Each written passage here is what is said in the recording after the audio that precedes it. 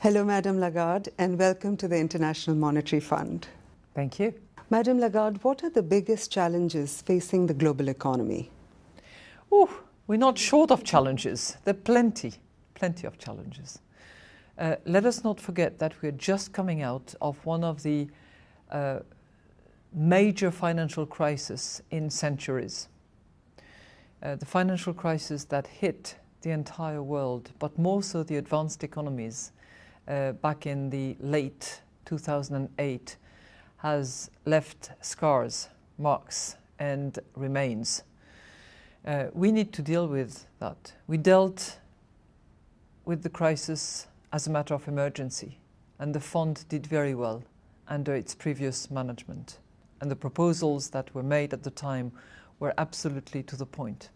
It changed the doctrine of the fund at the time, but it was necessary to do so. And we moved from crisis resolution to stimulus to what people call fragmented recovery. But we still have huge challenges ahead of us.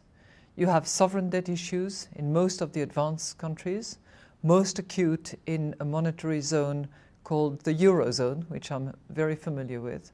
But it's not the only one. The sovereign debt issue is pretty much all over the place in the advanced economies, from Japan to the United States, and obviously epitomizing in the European Union and the Eurozone in particular.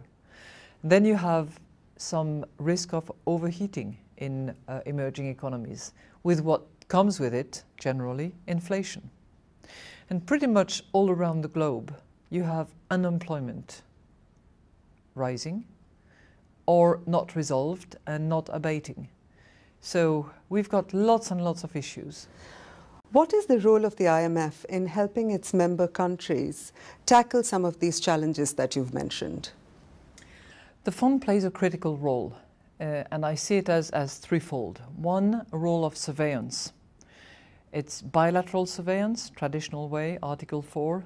It's multilateral surveillance. There's spillover reports that we will be receiving shortly. It's transversal as well, and it should be as aggregated as possible, and it should be user-friendly. But it's what the fund is known for. It has massive expertise. It has the largest, biggest, and most powerful brain power assembled together under one roof, and surveillance is one of the services that can be provided to the membership. The second type of services that is rendered by the fund is that of lending, supporting, helping out countries that need a program because they go through a difficult situation, and it's a current account balance fix essentially, but it's developing as circumstances change. Instruments are becoming more flexible, more adjusted to the particular set of needs and circumstances, and it should continue that way.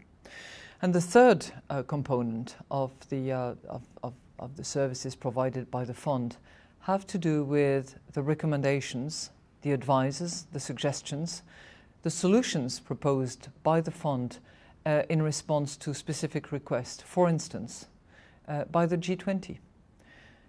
I have first-hand experience of the G20 as head of the Minister of Finance and Governor of Central Banks, G20.